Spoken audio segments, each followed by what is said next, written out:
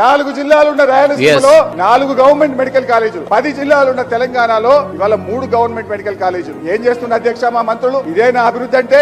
4 జిల్లాలున్న రాయలసీమలో 3 రీజనల్ యూనివర్సిటీలు ఉంటే తెలంగాణ 10 జిల్లాలకు ఎన్ని ఉండాలి అధ్యక్ష?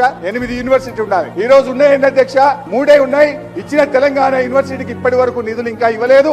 దాని పనులు అక్కడనే ఉన్నాయి. కడపలో మాత్రం 100 కోట్లతోని సోనియా గాంధీ తీసుకొచ్చి ఇనాగ్రేషన్ చేసుకున్నారు. ఇదా సార్ తెలంగాణ అభివృద్ధికి? ఇది కాదా సార్ ద్రోహం?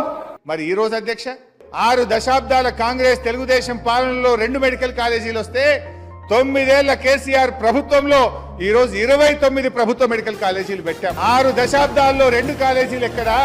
9 ఏళ్లలో 29 ప్రభుత్వ మెడికల్ కాలేజీలు ఎక్కడ అధ్యక్ష? మెడికల్ కాలేజ్ అంటే విద్యనే కాదు అధ్యక్ష, వైద్యం. ఒక్కొక్క మెడికల్ కాలేజీ వెనుక దాదాపు 500-600 పడకల ఆసుపత్రి వస్తుంది. నిపుణులైన డాక్టర్లు వస్తారు. పేదలకు వైద్యం అందుబాటులోకి వస్తుంది. దాంతో పాటు మన పిల్లలకు